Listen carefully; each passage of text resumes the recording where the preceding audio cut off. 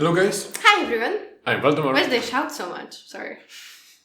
Hello everyone.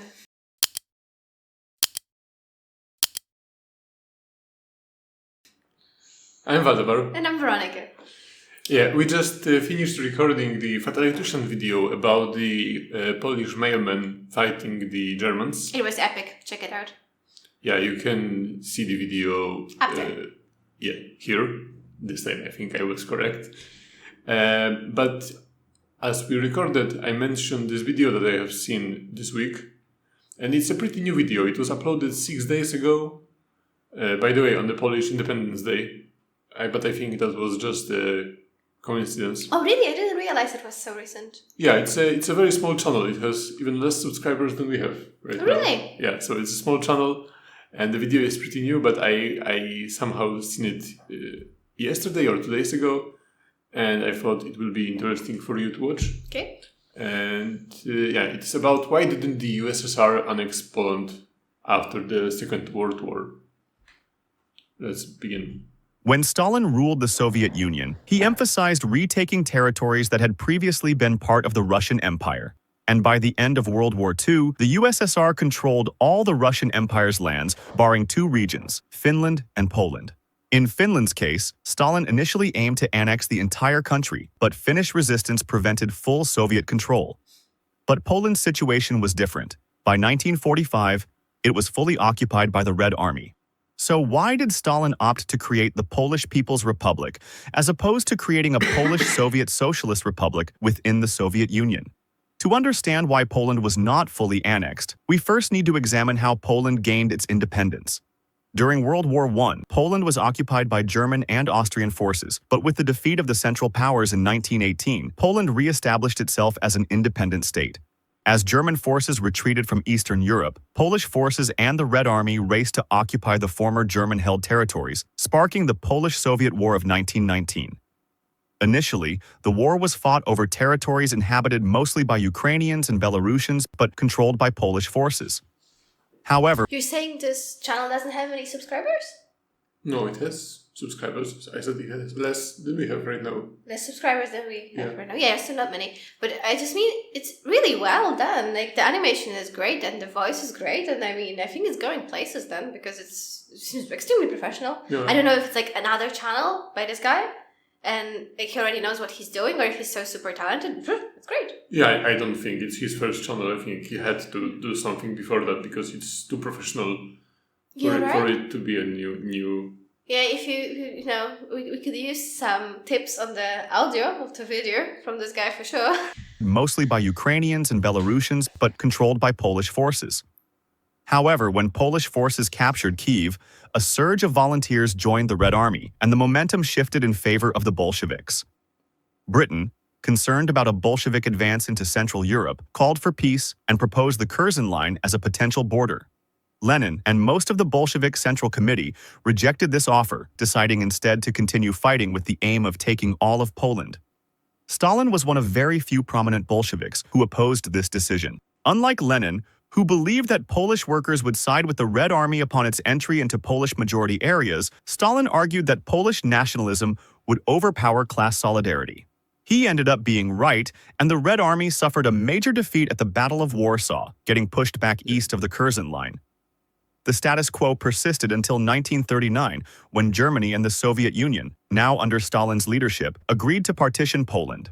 The new border between Germany and the USSR now roughly followed the Curzon Line. However, this border did not last long, as Germany invaded the Soviet Union in 1941.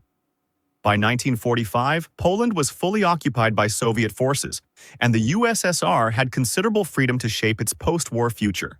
The Western Allies, aiming to maintain relations with the USSR, especially with hopes of Soviet support against Japan, and in the creation of the United Nations, largely agreed to Soviet control over Poland.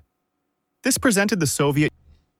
I would just say that I think Roosevelt was too lenient to Stalin during those conferences, and I think we are still suffering the consequences of that even today. And I don't know if you know about General Patton. A little bit. Can you remind me the details? I mean, he was a general of the U.S. Army. Yeah.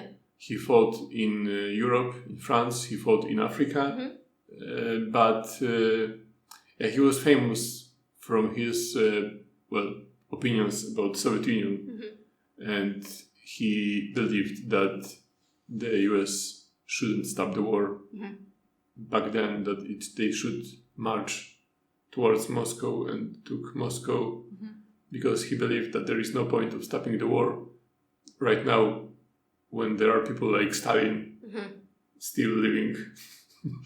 And he was a controversial guy, but as a Polish person myself, I must say I am kind of on his side. Kind of on his side, yeah. Union with the chance to fulfill its ambitions from 25 years earlier. So why didn't Stalin choose to fully incorporate Poland into the Soviet Union? The answer is straightforward. Annexing Poland would have come at a high cost with no real benefits.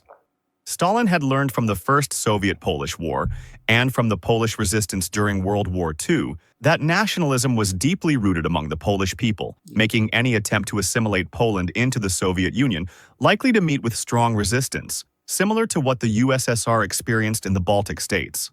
The difference is that controlling a discontented population of 1 million Estonians is much more doable than managing 25 million rebellious Poles.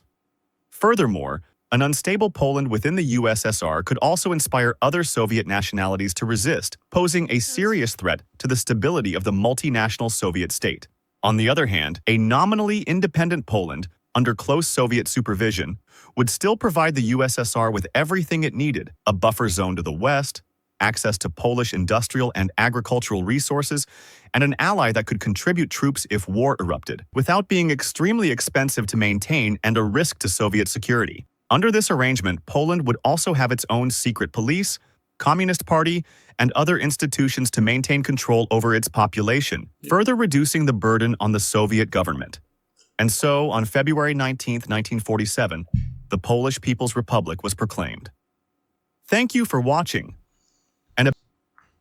It's very informative. Yeah, I think so. It's a very, very good channel. He's small, but for 4 minutes, it was very informative. Very good video. And even he found the correct logos of the PZPR. Yeah, he did everything. Oh, he's got a support. Wait, he's got one supporter on Patreon. That's cute. Oh. I hope by the time we're watching it, he has a lot more. Yeah, really good video. Really good video. And simple explanation as well, but really well presented, I'd say. Yeah. I wonder, what do you think? Is it possible in today's world for it to be a country like Soviet Union? The country that is not based on nationality, but instead based on some sort of ideology? Because it was, when you think about it, that's pretty uncommon. Like, you have so many nations in the Soviet Union, so many different nationalities. You said it right the first time. Nationalities. And it worked somehow for some years. Yeah, because nowadays we less, better or worse. But it did. Maybe because of the terror, and we could not do it. We could, but we strive not to do it right now. On the West and Europe, but in other places of the world we still do it. But nowadays we have unions, like the European Union. You could say it's kind of ideology that unites everyone, but also not. It's more like the economy, and it's more like a system. You stand to gain something. It's more like a system. But there is a common ideology that you are supposed to share, and that's what you're part of it. But do you think? I don't say that it has to happen in Europe, but do you think that it's possible somewhere in the world that there will be countries, joining in like a coalition together because they have the same ideas about and the other thing about life, politics. But another thing that you're saying that's very interesting is that this is all based on a political system and not on religion. Because on religion I can get it, but it's not even religion, so it doesn't really touch every single civilian person. A lot of people don't even realize what political system they are living under. They live their lives and they never think about it. Yeah, so it's strange with the Soviet Union, it was not much about. It was not as much about politics. It was mostly about the way of workers. life, Workers, the way that they were treated before that, and the workers were the most common group of people in the country back then.